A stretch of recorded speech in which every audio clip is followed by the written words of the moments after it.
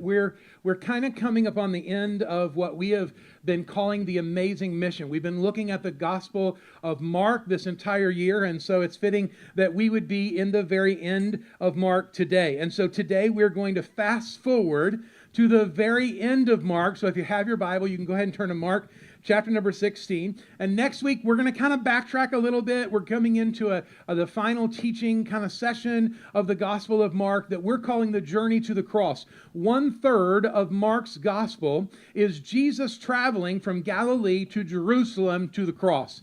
And so that's our final section of this. But today we're going to kind of go to the very end, because I think the very end has something very important for us to learn about missions. And I hope that you have enjoyed learning and going through these past 3 weeks, looking at missions and talking about missions and looking at what I think is the most important thing that we can engage in as a church, which is the Great Commission. But I hope that you've had a little bit of fun too. I hope that you've enjoyed getting to know the missionaries, asking some questions, connecting with them, seeing how God's using their stories where they're at to try to reach their communities with the gospel of Jesus Christ. I hope that you have enjoyed eating some international foods and engaging in some different activities that remind you that God's heart is for the nations of the world. That God is no respecter of countries. He's no respecter of governments. His heart is for the world. And his heart for the world is that their hearts would in turn turn to him.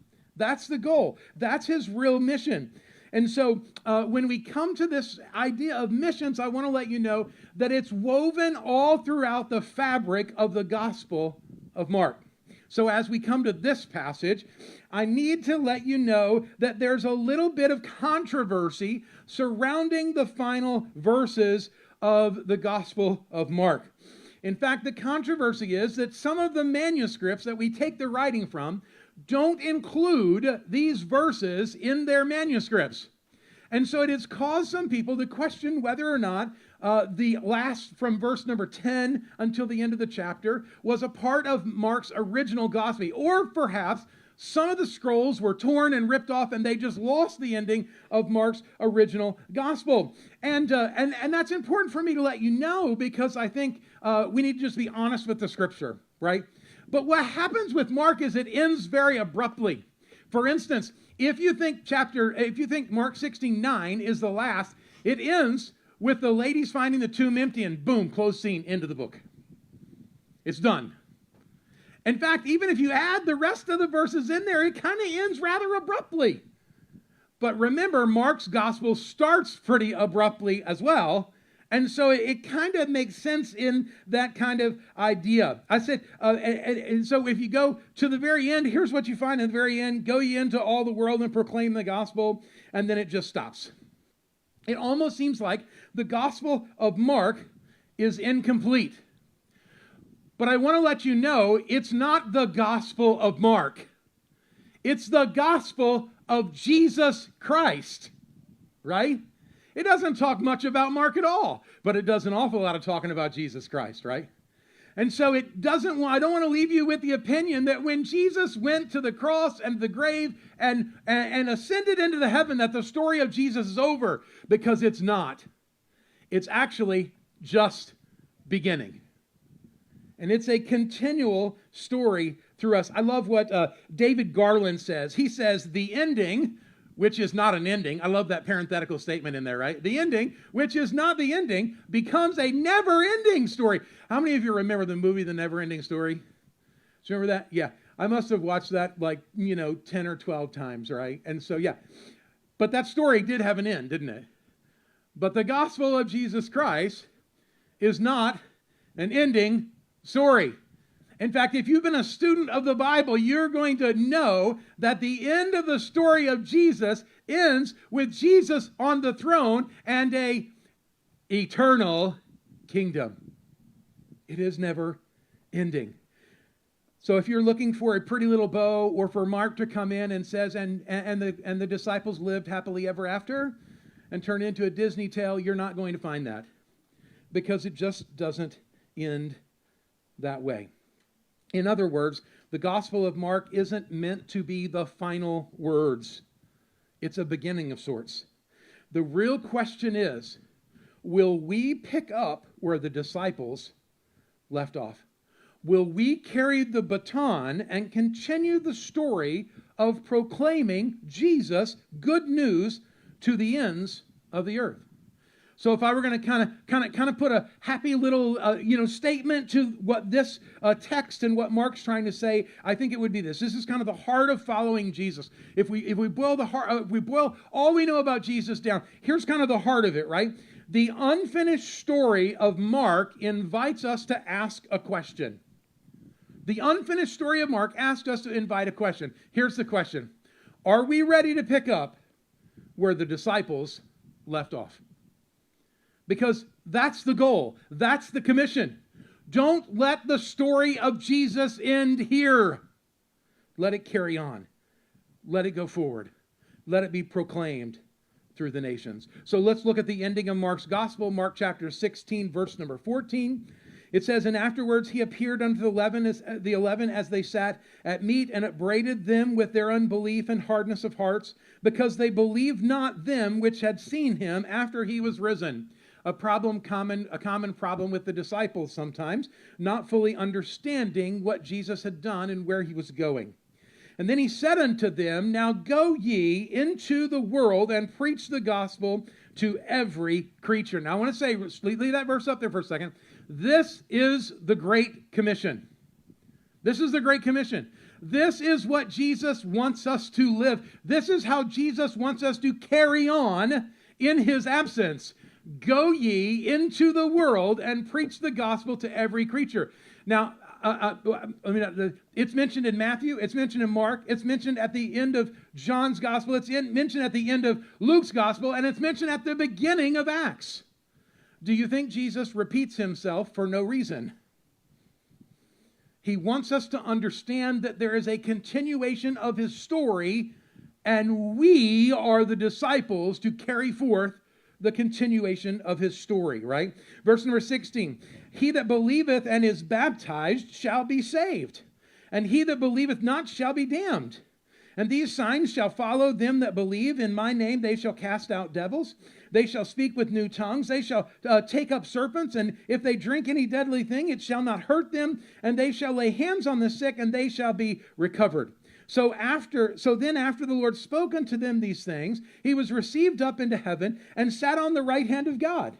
And they went forth and they preached everywhere. Now, do you notice that? Look at verse number 15 again. Are you ready? It says, "Go ye into all the world and preach the gospel." And it says, "And they went forth and they preached everywhere." They carried the message of Jesus everywhere they went, and the world began to hear and know about this gospel of Jesus Christ, and the Lord working with them and confirming the word with signs following. Amen. Perhaps you might remember me saying that the final words of this gospel are debated among Christian scholars as whether or not they were included in the original manuscript. And you might say, well then, Pastor Mike, how can you be confident that what is being said is from the Scriptures, is true to what Mark is trying to reveal to us? And the reason I say that is because what Mark says at the end of his book is actually spoken about and woven throughout all of his testimony. So let me just do this. Let's look at this missions as a central theme of Jesus' teaching in Mark. Let's go through the Scripture. Some of them we've already gone through once, and so it will be pretty easy for us. Mark's gospel isn't just about following Jesus privately. Don't miss this. The gospel is not about following Jesus privately, but about being sent to all the nations of the world. So it's not about private worship. It's about public proclamation.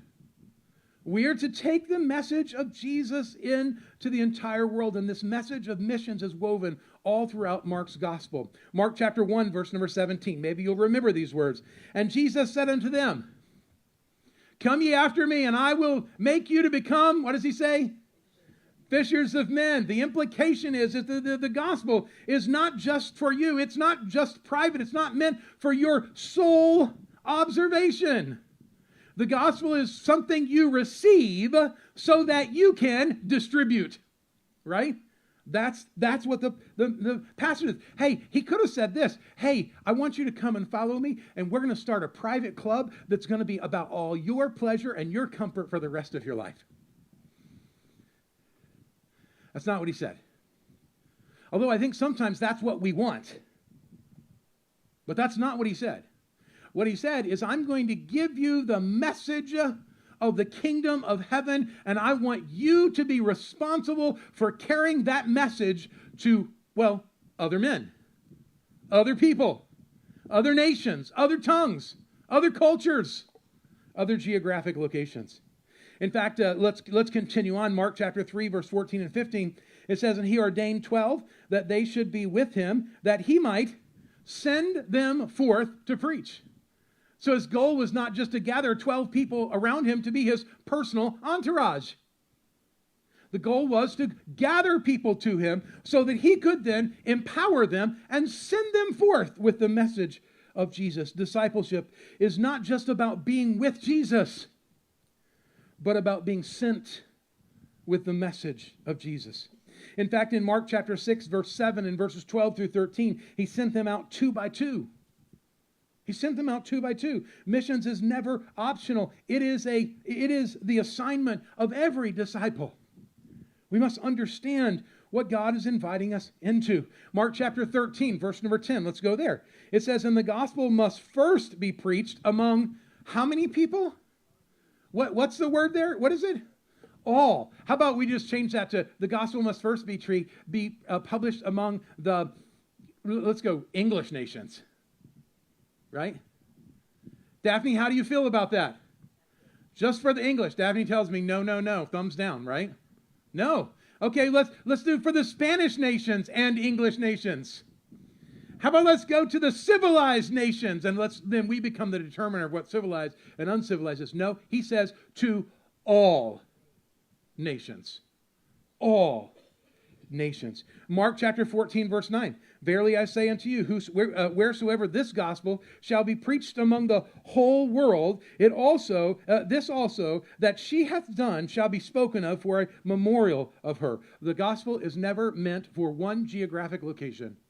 It is meant to spread through all of God's creation. It is meant to travel, to cross borders, to reach the world so that all may have a chance to hear.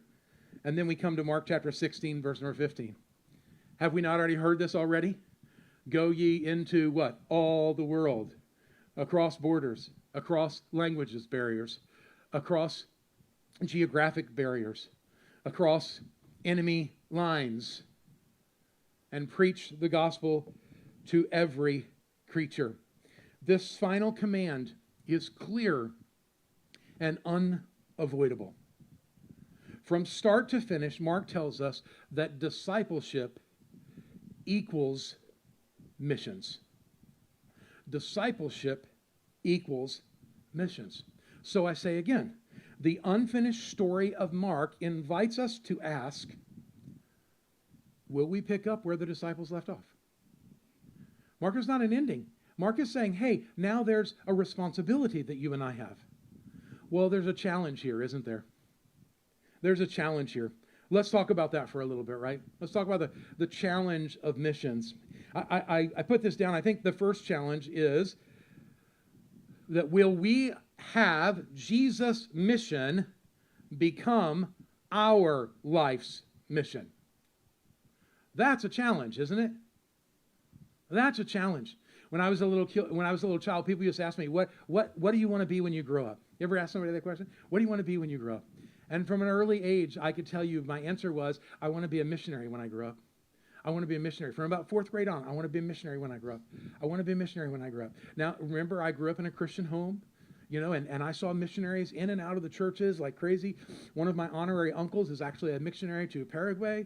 And so you say, I've got to explain that, honorary uncles. My mom and dad went to college with a couple that were of same age, around the same age. And so we grew up with them going to college and then back in Texas. And so we just called them Uncle James and Aunt Caroline. That's what we called them. And so they were missionaries. I always wanted to be a missionary. That's what I always wanted to be from a very, very young child. But that's a struggle. Did you know that? It's a struggle to say to myself, that what I want to do when I grow up is finish the work of Jesus. I want to carry on the message of Jesus. Some people struggle with me. I just don't know what the will of God is for my life. And I must confess, we sometimes get really stuck on the particulars of that question. But can I say to you, Jesus makes it very clear what the will of God is for your life. It's not that we don't know what it is. It's that there's a challenge of us letting go of our own agenda for our life to embrace the agenda of Jesus. That is a challenge. Has Jesus ever asked you to do something you didn't want to do? What did you do? I would love to say every time that challenge comes up in my life, that I always do what Jesus wants me to do. That's just not the truth. It's a struggle. It's a struggle. When we think about how the world molds us into this idea of success and fortune and fame and happily ever after, it contrasts sometimes with the mission that Jesus had for us. And there becomes a struggle between what I want and what Jesus wants. It's a challenge. Let me give you another challenge, all right? I think there's just some blank space in there for you guys to write, right? Let me give you another challenge. I think this is important to recognize. The mission of Jesus. Let me go back. Let me go back. Let me give you this from Tom Wright. I forgot about this. I put this in there. I have it in orange in my notes. I don't know why I'm forgetting about it. Here's what Tom Wright says. This passage challenged us to examine our own discipleship. Would Jesus find us preaching with the same fervor as he commands? Man, I don't like that. Would Jesus find us living out his great commission as he commands? That's a challenge. That's a challenge. Let me give you the second challenge. Second challenge is that Jesus' mission is risky. Jesus' mission is risky. Can I just say to you, if you follow Jesus, there are going to be haters. And they may even come from your own family. There's going to be people who don't like the way that you're living. They don't like the fact that they feel uncomfortable around you. But if you live for Jesus, it's going to be a risky mission. And we need to understand that. Jesus did not promise us ease and comfort. What he promised us was struggle and persecution. If they persecuted me, he said to his disciples, surely they're going to come after you. Paul says to Timothy, hey, Timothy, if you live godly in Christ Jesus, you will suffer persecution. It's risky business. Garland notes the kinds of people who killed Jesus are still out there, ready to kill Jesus' followers today. You may not hear it on the news, but there are hundreds of people every week who take a stand for Jesus and are put to death simply because they chose to take the message of Jesus to the whole world. To the whole world. To support, let me just say, to go as a missionary means discomfort. If you listen to any of our missionaries, they will tell you that one of their greatest discomforts is that there are just not enough missionaries around the world. They ask, pray for laborers. If you give to missions, it will cause a great amount of discomfort because the mission of Jesus is risky. It's not easy. It's not comfortable. Sharing the gospel and spreading the gospel to the entire world has always involved risk. It's always involved sacrifice. It's always involved cost. So the question becomes, will we pick up where the disciples left off? Let me give you another challenge, although I think there's great power in this one. Here it is, right? Jesus' mission is powered by his grace. You say, Pastor Mike, what's the challenge here? Well, the challenge here is trusting in His grace instead of pushing it on my own, moving it in my own direction.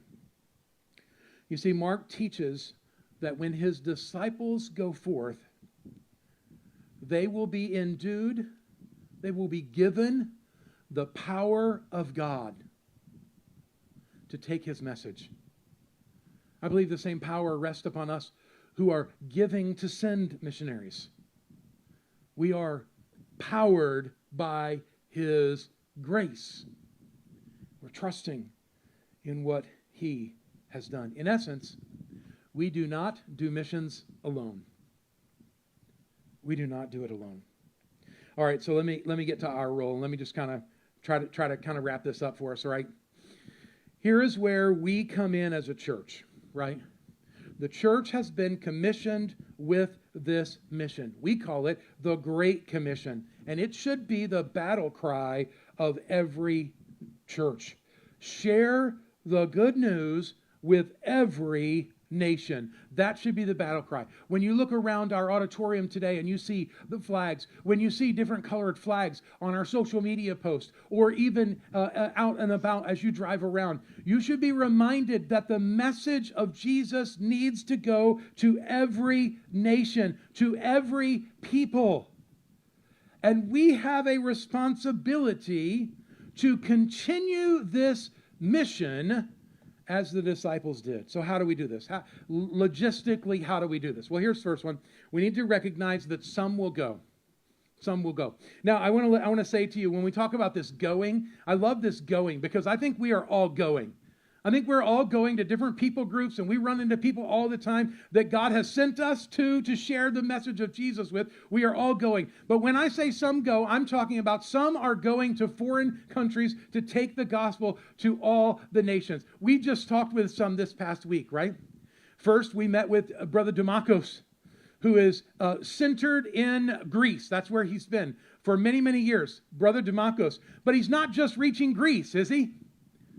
He's dealing with Iranian and Syrian refugees who are flooding the shores of Greece, and he's giving them the gospel. And I remember listening to him, he said that there are Iranian people that have gotten saved through their ministry and are now serving the Lord. He said 2 locations. He says in Paris, there's a man in Paris, and there's another man in the Netherlands who are involved in church and church planting and taking the message of Jesus from Iran via Greece to Paris and to the Netherlands, right?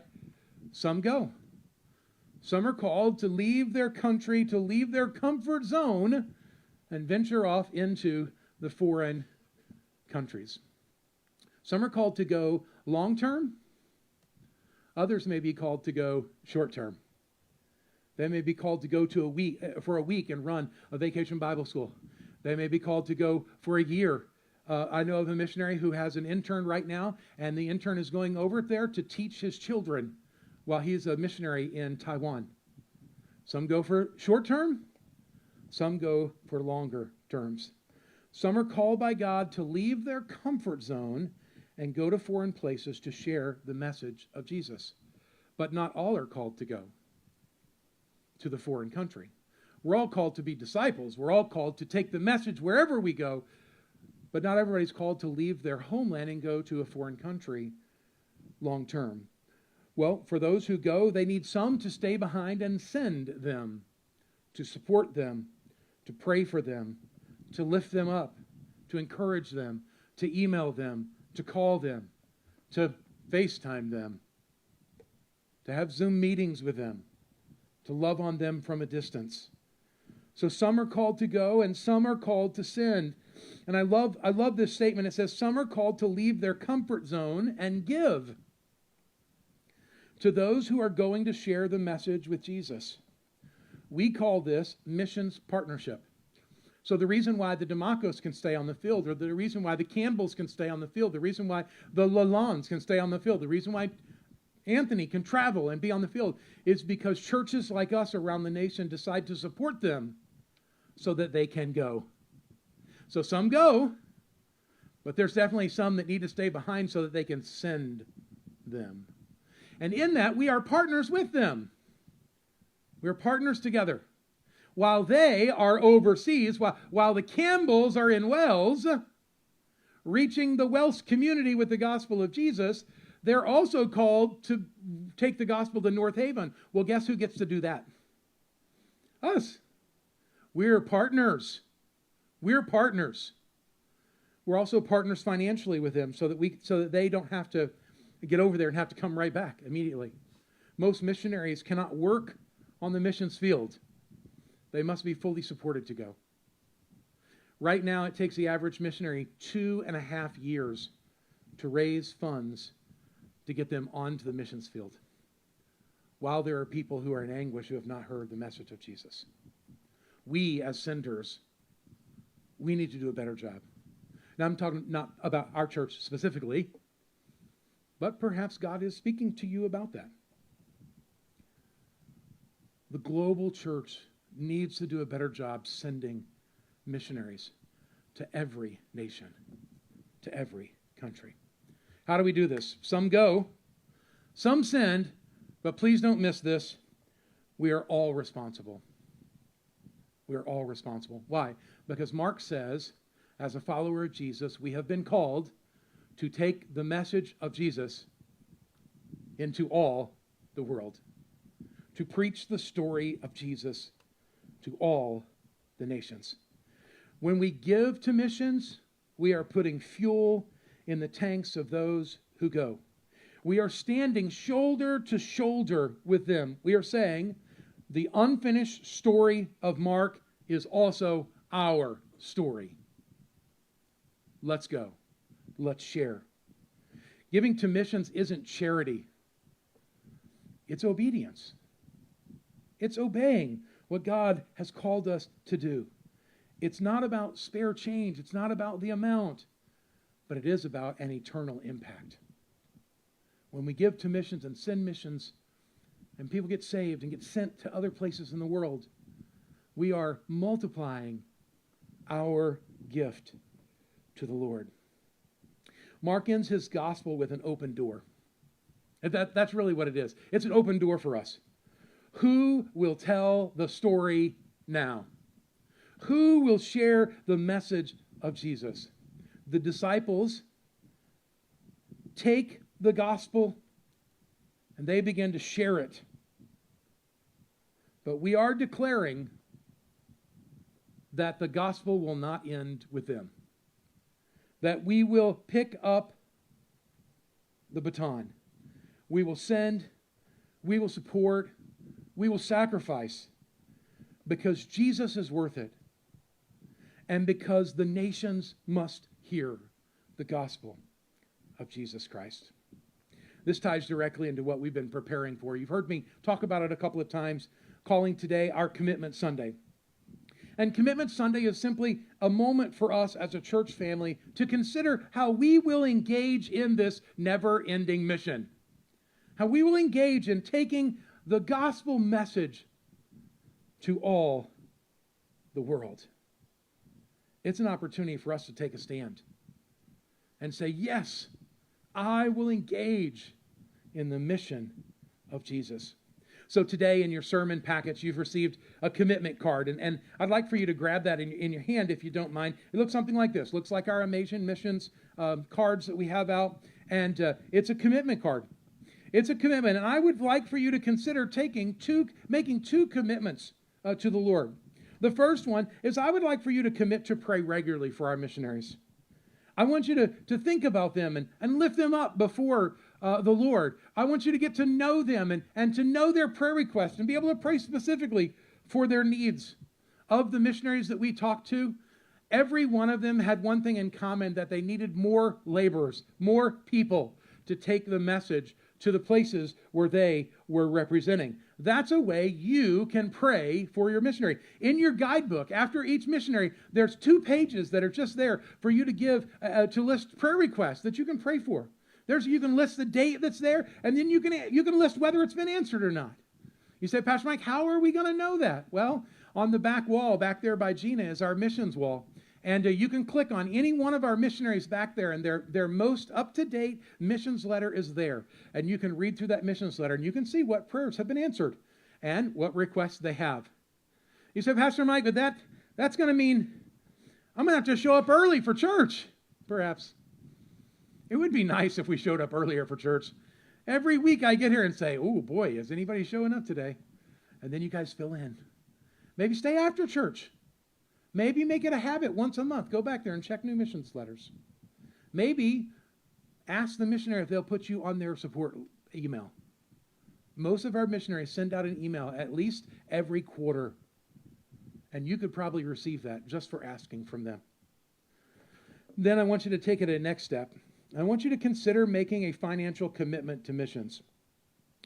This isn't a pledge with your name attached to it. There's nowhere even on here for you to put your name. But it is a way for us to try to figure out what we'll have for missions this year so that we can consider raising the support of our missionaries or that we can consider taking on new missions partners. We support our missionaries right now for, I think, $75 a month. Is that correct, Gina? And some of them $100 a month. We have been at that level for a lot of years. It may be time for us to say, hey, things have gotten a little bit more expensive since 2015. We need to up this so that you can reach more people with the gospel of Jesus Christ. Whatever it may be, it's based upon our financial commitment. Now, here's what we're doing. If we're making a commitment to give, I hope that we've actually prayed about it and thought about it, and that we believe that God is going to provide these funds for us to be able to give to the Lord. Because remember, there's a risky part of this, and that is trusting in God's grace for Him to give. I remember when our kids were younger, one of our kids made a commitment to missions. It was 25 cents. I was super proud because I know that 25 cents incorporated with all of our giving makes an eternal impact. So I want you to think about what you could give. And we put it down there. You could give a one-time gift or a monthly gift. I know that many people get paid monthly or a bi-weekly gift. I know my wife and I get paid bi-weekly or a weekly gift, whatever it might be. And I want you to think about it. You say, Pastor Mike, I'm not prepared to make this commitment today. Well, then take this home with you. Put it somewhere where you can think about it and pray about it and be in front of you, and then bring it back. You say, Pastor Mike, I don't know. When you want me to bring it back? Why don't you bring it back next week? If you forget it next week, bring it next week. When we sit down in our next meeting, we're going to talk about what we can do for missions and how we can best support missions to take the message of Jesus to everyone. Some go, some sin, but we are all responsible. We're all responsible. So today, if you're prepared, if you're ready, I encourage you to fill out the card. You can drop it in the offering plate as you leave today. And let's see what God will do as we join together. With Jesus, yes. With the disciples, yes. With the saints down through the ages, yes. And if the Lord tarries is coming, with the saints that will follow us. To preach the gospel to every nation. So everyone has the opportunity to hear the forgiveness and love of our great God.